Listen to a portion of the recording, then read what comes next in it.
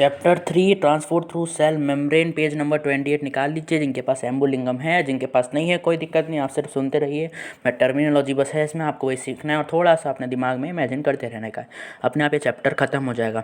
तो transport through cell membrane, cell के मतलब सेल मेम्ब्रेन क्या है? सेल की कवरिंग थी, उसके आसपास मतलब ट्रांसपोर्ट कराना है। तो सेल मेम्ब्रेन क्या काम कर रहा था? बैरियर का। अब उस बैरियर के आगे वो ना एक दरवाजा ही हो गया एक तरह से, उस दरवाजे के आर पार जाना है हमको। तो उसके लिए ट्रांसपोर्ट कराना पड़ेगा सब्सटेंस का, क्योंकि भाई बंद रहेगा तो भाई O2 ज़्यादा, O2 चाहिए, CO2 उसको बाहर फेंकना है, न्यूट्रिएंट चाहिए। ये सब चीज़ें कहाँ से लाएगा? वो ट्रांसपोर्ट कराएगा सेल मेम्ब्रेन की, जो एक मेम्ब्रेन थी ना सेल मेम्ब्रेन, जिसका हमने स्ट्रक्चर देखा था, फॉस्फोलिपिड और प्रोटीन का बना होता है। फॉस्फोलिपिड, लिपिड सॉल्युबल, फिर क्या बोलते हैं प्रोटीन, क्योंकि इंटीग्रल प्रोटीन होते हैं जो पूरे across the cell membrane cross करते हैं, ऐसे टाइप में हमने पढ़ा था जो। तो इसका बेसिक क्लासिफिकेशन यहाँ पास दिया हुआ है कि इसमें सेमोलियम की बेस्ट बात इंट्रोडक्शन सब दिया रहता है। तो इंट्रोडक्शन है, फिर basic mechanism of transport, passive transport, special type of passive transport, active transport, special type of active transport, molecular Motors और अप्लाइड फिजियोलॉजी। ये नाम इसलिए देते हैं क्योंकि इस बेसिस पर हम पढ़ने वाले हैं। आप ज़्यादा चिंता नहीं लीजिए, आपको मैं स्टोरी कॉन्सेप्ट बताते जाऊँगा, सिर्फ कॉन्सेप्ट याद रखोगे, कुछ भी आपको दिक्कत नहीं जाएगी। अब देखो जो ट्रांसपोर्ट होता है, इसमें इंट्रोडक्शन में ये सिर्फ इतना सा लिखा है कि वही O2 CO2 वो सब के लिए। अब बेसिक मैकेनिज्म ऑफ ट्रांसपोर्ट की बात करी जाएगी ना, तो दो कॉन्सेप्ट, एटीपी मतलब पैसा, पैसा। भैया अगर आप पैसे के साथ करते हो तो वो एक्टिव ट्रांसपोर्ट, क्योंकि एटीपी चाहिए आपको, और अगर उसके बिना करते हो तो पैसिव ट्रांसपोर्ट। अब बिना पैसे के कर रहे हो तो मतलब बिना पैसे का मतलब होता है अलॉन्ग द कंसंट्रेशन ग्रेडियंट जाना। मतलब अगर एक बाहर में अगर 100 लोग हैं, अंदर 10 लोग हैं, तो 100 से 10 अपने आप जल्दी जल्दी आ जाएंगे, क्योंकि धक्का मुक्की करेंगे तो उस डायरेक्शन में आ जाएंगे, तो उसको पैसिव ट्रांसपोर्ट बोलते हैं। इसके लिए एटीपी नहीं चाहिए, अपने आप आ जाओगे। जिसको और अच्छा एग्जाम्पल हो, जब क्या बोलते हैं वाटरफॉल होता है, ऊपर से नीचे आने में कहाँ एनर्जी लगता है? ऐसे बस ऊपर खड़े हो, potential energy kinetic energy convert हो जाती है, लेकिन नीचे जाने से भाई देना पड़ता है ना। तो इसमें एग्जाम्पल ही वही दिया है, तो स्विमिंग कर रहे हो जब डायरेक्शन क्या बोलते हैं जिस तरफ रिवर फ्लो कर रही है, ये इसका पैसिव ट्रांसपोर्ट का ये दिया है। अब इसको क्लासीफाई किया है। अब देखो भाई सेल मेम्ब्रेन थी, सेल मेम्ब्रेन के स्ट्रक्चर में क्या था? लिपिड था और प्रोटीन था। लिपिड से कौन जाएगा? लिपिड से अब सिंपल डिफ्यूजन होगा ना। और लिपिड से जो चीज़ें लिपिड सॉल्यूबल है वो लिपिड की लेयर से जाएगी, और प्रोटीन लेयर से कौन सा जाएगा? प्रोटीन लेयर में क्या होगा? जो चीज़ लिपिड में सॉल्यूबल नहीं है, जो कि वाटर सॉल्यूबल है, वो किससे जाएगा? प्रोटीन के लेयर से जाएगा। अब लिपिड सॉल्यूबल क्या होते हैं? O2 CO2, तो डायरेक्ट क्या बोलते हैं आपकी लिपिड की बाई लेयर से चले जाएंगे। लेकिन simple diffusion through protein layer में क्या होगा? इंटीग्रल प्रोटीन से बना होता है, जब मैंने पढ़ाया था ट्रांस मेम्ब्रेन प्रोटीन, वो सब अक्रॉस पूरा आर पार कर देते हैं सेल मेम्ब्रेन के, उससे जाएगा। अब ये इसमें क्या हो गया? जो आयंस हो गए, जो कि क्या बोलते हैं आयंस की बात करेंगे इसमें। और याद रखना है जो ये इंटीग्रल प्रोटीन होता है, दो प्रोटीन पढ़ा था ना हमने बेसिस ऑफ एक्सट्रैक्ट करके, तो उसमें अपन ने इंटीग्रल प्रोटीन पढ़ा था। इंटीग्रल प्रोटीन रहता है वही आप बोलते हैं आर आर पर रहता है, इसके आपको टर्म याद आना चाहिए। फिर टाइप्स ऑफ प्रोटीन चैनल्स और आयन चैनल्स, ये भाई आयंस के ये स्पेसिफिक होते हैं कि एक ही को आने देंगे, sodium channels, sodium ions, potassium channel, ठीक है, वैसा रहता है। अब रेगुलेशन करेंगे इनका। अब रेगुलेट करने, अब हो सकता है ये दरवाजे हमेशा खुले रहे या तो बंद हो, पर ज़्यादातर ये बोलते हैं ये बंद रहते हैं दरवाजे। तो इनको 3 बेसिस पर दरवाजे खुलते हैं, मतलब अगर कुछ चेंज होगा तभी दरवाजे खुलते हैं। अब चेंज कैसे आएगा?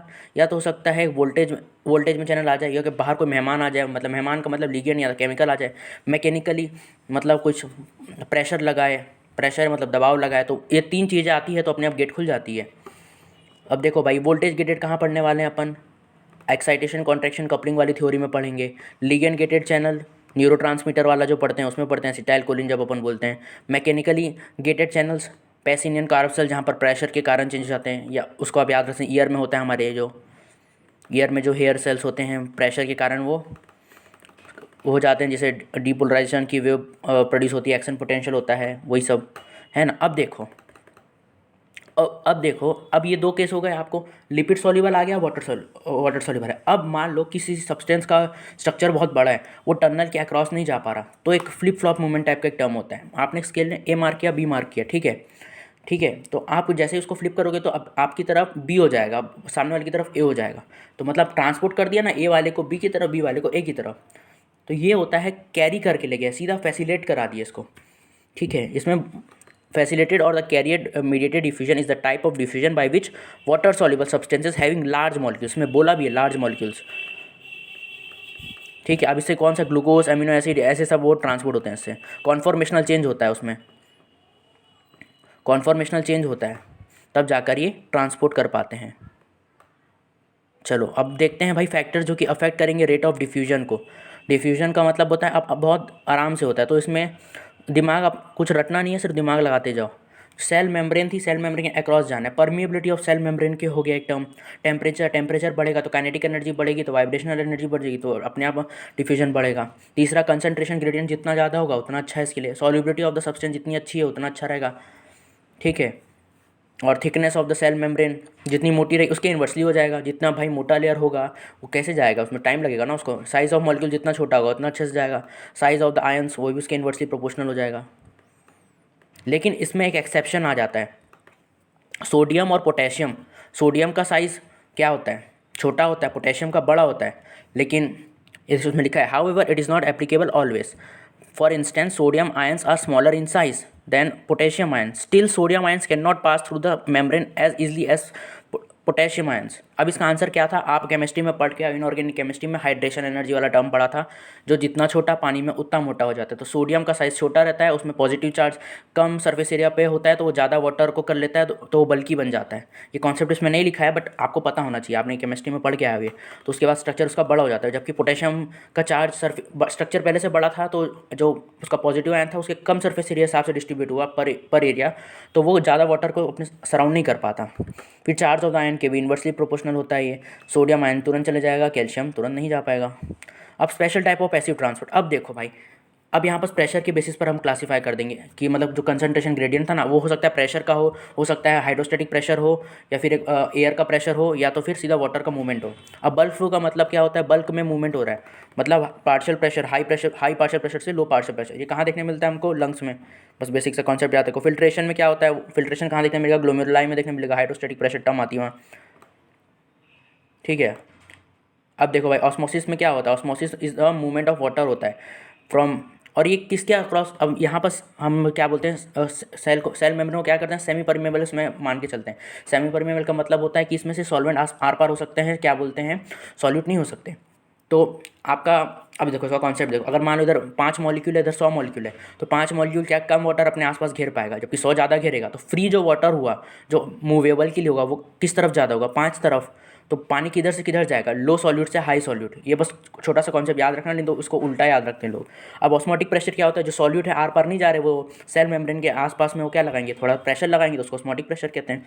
रिवर्स ऑस्मोटिक प्रेशर में क्या होता है, इसका practical significance reverse osmotic pressure का क्या है, वो जो नमक निकालते हैं हम जब वो समुद्र के पानी से, उसमें क्या करते हैं, ये जो जहाँ प्रेशर जो रहता है उल्टा लगा देते हैं। जहाँ प्रेशर जब ऐसे करते हैं ना, जहाँ 5 मॉलिक्यूल है और इधर 100 मॉलिक्यूल है, पानी किधर ज़्यादा है, इस तरफ 100 है, और पानी किधर से जाना चाहिए फिर 100 मतलब कम मॉलिक्यूल से ज़्यादा मॉलिक्यूल, तो ज़्यादा मॉलिक्यूल तरफ डर लगा तो उससे क्या होगा, पूरा नमक इधर चले जाएगा अपना, तो उससे क्या हो जाएगा, आपका प्योर हो जाएगा वो सब।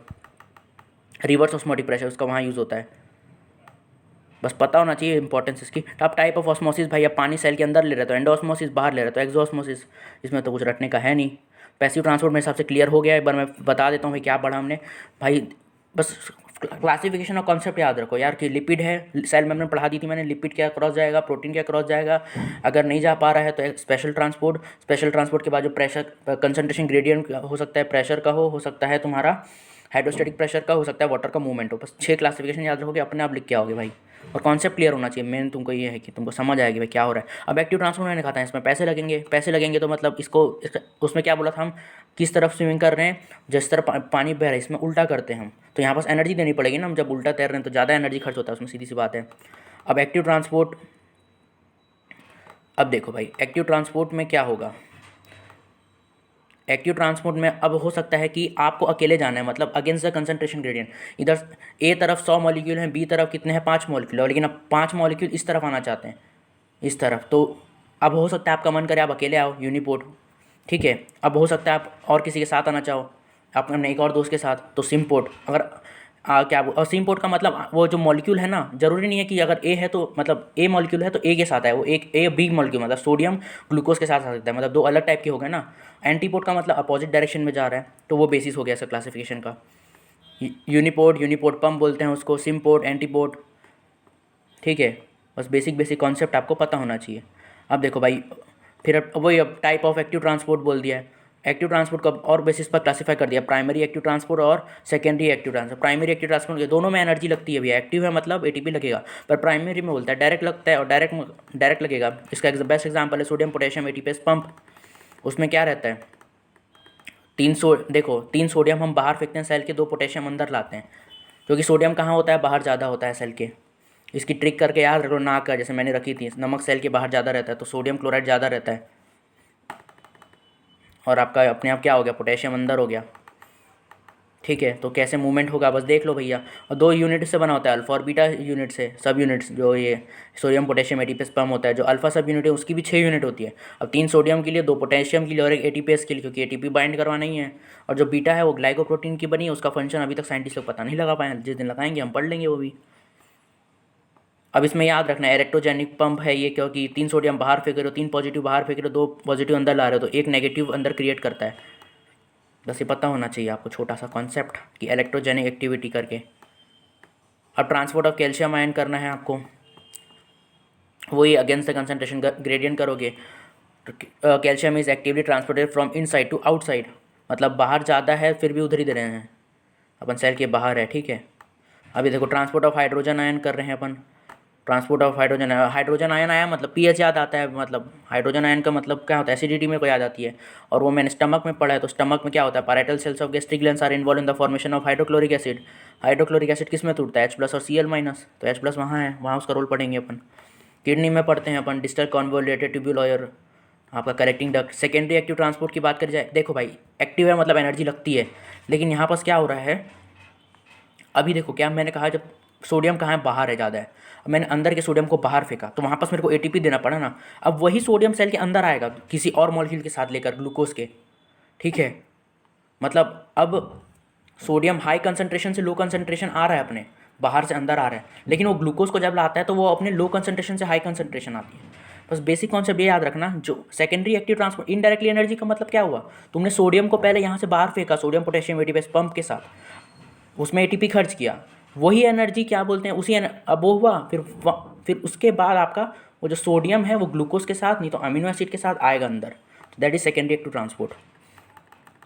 अब इसमें हो सकता है वो एक ही डायरेक्शन में आए, जैसे मैंने कहा सोडियम ग्लूकोज हो गया, सोडियम आपका सोडियम अमीनो एसिड हो गया, या फिर सोडियम क्लोराइड हो गया, ये सब होते हैं। बस ये बेसिक कॉन्सेप्ट याद होना चाहिए। सोडियम काउंटर वाले में क्या होता है, क्या सोडियम कैल्शियम वाला हो सकता है, सोडियम हाइड्रोजन वाला हो सकता है। ठीक है, बेसिक कॉन्सेप्ट है, आपको पता होना चाहिए, कुछ है नहीं इसमें, बस आपको बेसिक कॉन्सेप्ट पता होना चाहिए कि एक्टिव ट्रांसपोर्ट को कैसे क्लासीफाई कर रहे हैं हम। एटीपी चाहिए, उसके बाद अगर वो अगेंस्ट द कंसंट्रेशन ग्रेडियंट जाना है, उसको अकेला जाना चाहता है, किसी के साथ जाना चाहता है, और अगर फिर देखते हैं कि एनर्जी इसको डायरेक्ट मिल रही है, इनडायरेक्ट पैसा डायरेक्ट दे रहा है या इनडायरेक्ट दे रहा है पैसा। ठीक है, वैसा याद रख सकते हो। अब special type of active transport में क्या होगा, अब देखो भाई सेल की क्या होगा, एंडोसाइटोसिस, एक्सोसाइटोसिस और ट्रांससाइटोसिस, ये 3 टर्म दिए हैं, इसको क्लासीफाई किया, बहुत ही अच्छे से समझने वाले हैं। एंडो का मतलब सेल के अंदर लेना है, सेल के साइटोसिस का मतलब सेल होगा, सिस का मतलब होता है प्रोसेस, साइटो का मतलब सेल, एंडो का मतलब अंदर। तो एक प्रोसेस जिससे हम क्या बोलते हैं, किसी सब्सटेंस को अंदर ले रहे हैं सेल के। अब अंदर कैसे ले सकते हैं, एक होता है कि जो सेल है अपने तरफ एक ठो क्या बोलते हैं इवेजिनेट बना दे, ठीक है, तब हो सकता है ये। या फिर हो सकता है कि वो सामने जो मॉलिक्यूल है उसको सूडोपोडिया के अपने पैर निकाल ले और उसको पूरा एनगल्फ कर ले फिर अंदर ले ले। या तीसरा तरीका ये हो सकता है कि क्या बोलते हैं आपका, वो जो मॉलिक्यूल है उसमें कोई रिसेप्टर प्रेजेंट है, जैसे मान लो सी करिए कोई वो है रिसेप्टर प्रेजेंट है, उसके साथ वो उसको अंदर करता है, फिर उसके साथ वो सब्सटेंस को लेता है। तीनों कौन सा है बस समझो, क्योंकि एंडोसाइटोसिस के 3 टाइप यही होते हैं। एंडोसाइटोसिस का बेसिक मतलब समझ आया तुमको, फिर बस अब वो जो 3 कहानी बताइए उसको और रिपीट करूँगा, भी टेंशन मत लो। देखो भाई, पहला है पिनोसाइटोसिस, उसका 3 टाइप है एंडोसाइटोसिस, पानी पीना है, सेल ड्रिंकिंग में क्या होता है, इवेजिनेट करता है वो अब सेल अपनी तरफ, तो वो अंदर मॉलिक्यूल को लेता है और वो बन जाता है। फैगोसाइटोसिस में क्या होता है, फैगो का मतलब भुक्कड़ होता है, बड़ा भुक्कड़, और साइटो का मतलब सेल, सिस का मतलब प्रोसेस, तो इसमें क्या करता है सूडोपोडिया निकालता है फिर वो अंदर लेता है। रिसेप्टर मीडिएटेड एंडोसाइटोसिस में क्या होता है, इसमें वो रिसेप्टर रहता है। अब इसको मान लो यार कि एक दरवाज़ा है जिसमें घंटी लगी है और वो घंटी दरवाजे पे लगी, तो उसको जैसे आप अंदर कर रहे हो तो मतलब आपका दरवाज़ा भी अंदर गया, सेल मेम्ब्रेन भी अंदर गई और रिसेप्टर भी अंदर गया। और यहाँ रिसेप्टर क्लैथरीन होता है मैक्सिमम टाइम, ठीक है, और कैवोलिन भी हो सकता है। कैवोलिन कहाँ होता है अभी हम आगे देखते हैं। अब देखो ये रिसेप्टर मीडिएटेड वाले का ना एक चीज़ बस याद रख लेना कि क्या बोलते हैं ये कहाँ कहाँ प्रेजेंट रहता है। आप ग्रोथ हार्मोन पढ़ोगे, ल्यूटिनाइजिंग हार्मोन में पढ़ोगे, बहुत जगह पढ़ने वाले हो उसको आगे जो चैप्टर में पढ़ाऊंगा आप लोगों को। Prolactin, insulin, glucagon, calcitonin, catecholamine, lipids में हो गया, एलडीएल के ट्रांसपोर्ट में तो पढ़ते ही हैं ये वाला आप, है ना। अब एक्सोसाइटोसिस का मतलब भाई दिमाग लगाओ यार। एक्सो का मतलब आउट, साइटो का मतलब सेल, सिस का मतलब प्रोसेस सेल के बाहर निकालना है, जस्ट उल्टा कर देना उसका, वेसाइकल बना के बाहर फेंक देना। अब ठीक है ना, इसका मैकेनिज्म देख लेना भाई, कुछ नहीं है इसमें, बस वेसिकल बनाते हैं उसको, उसके मेम्ब्रेन के साथ चिपकाते हैं, बस हो जाता है। अब ट्रांससाइटोसिस का मतलब क्या होता है? ट्रांस का मतलब क्या होगा कि आर पार, और सेल के आर पार कब होगा? मतलब एंडो और एक्सो दोनों को जोड़ दो वाला जब प्रोसेस होता है तब होता है। और ये कहाँ देखने को मिलता है हमको? एंडोथीलियम की लाइनिंग के क्रॉस देखने मिलता है बोला है, ठीक है, कैपिलरीज के अलॉन्ग। और ये क्या बोलते हैं, HIV जो एड्स वाला जो वायरस होता है वो भी ये मैकेनिज्म दिखाता है। अब उसके बाद हमको पढ़ना है भाई मॉलिक्यूलर मोटर्स। अब देखो भाई, अपन जब न्यूरो पढ़ते हैं ना ये सब, जब वो न्यूरोमस्कुलर जंक्शन में, तो अपन कहते हैं कि जो सिनेप्टिक वेसाइकल में तुम्हारा वो भरा है, क्या कह सकते हैं उसको, आपका एसिटाइलकोलिन भरा है, और वो कैसे वो जाके उसमें चिपकता है प्री सिनेप्टिक लेयर में, तो डायरेक्ट थोड़ी चिपकेगा भाई वो, उसके लिए मूवमेंट करवानी पड़ेगी, और मूवमेंट कराने के लिए उसको मॉलिक्यूलर मोटर्स चाहिए रहते हैं, ठीक है। तो इसमें 3 ठोक हैं भाई, KDM करके याद रख लो, काइनेसिन, डायनिन और मायोसिन।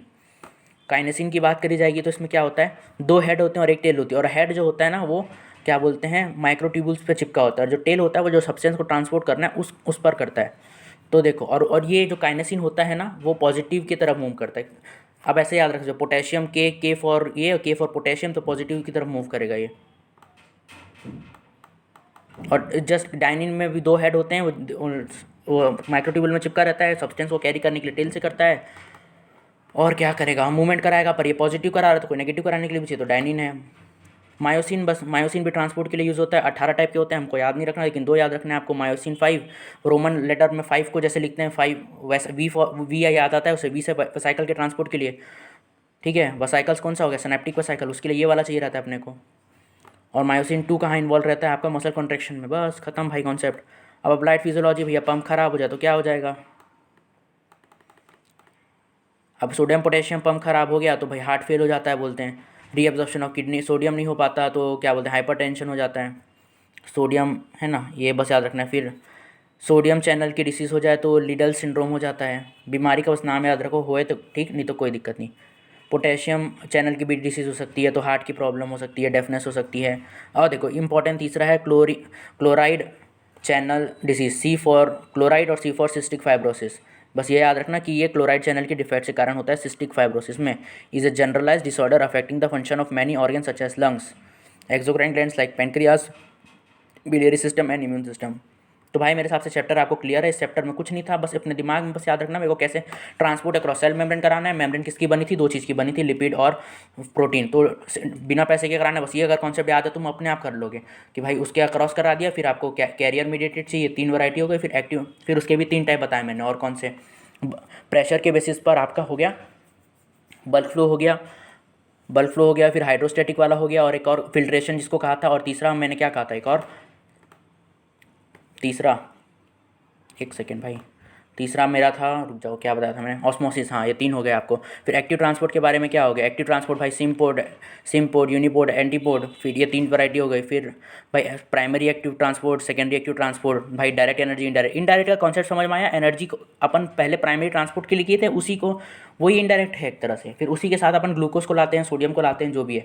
फिर उसके बाद हमने पढ़ा भाई क्या बोलते हैं स्पेशल टाइप का एक्टिव ट्रांसपोर्ट, एंडोसाइटोसिस। फिर उसके भी 3 सेल को पानी पिला दो, फिर फेगोसाइटोसिस करा दो, रिसेप्टर के साथ उसको एंडोसाइटोसिस करा दो, ये 3 हो गया। फिर एक्सोसाइटोसिस पढ़ा, फिर ट्रांससाइटोसिस पढ़ा, फिर मॉलिक्यूलर मोटर्स पढ़े, काइनेसिन, डायनिन और मायोसिन। KDM करके याद रख लो, के से पॉजिटिव है तो वो पॉजिटिव डायरेक्शन मूव करेगा, डी बस याद रखो उसका उल्टा ही होगा तो नेगेटिव के लिए चाहिए। और मायोसिन बस याद रखना सिनेप्टिक साइकिल के लिए नंबर 5 चाहिए रहता है। बहुत बेसिक चैप्टर था मेरे हिसाब से, आपको सब क्लियर है। वीडियो शेयर करो अगर आपको पसंद आता है। वीडियो देखने के लिए धन्यवाद।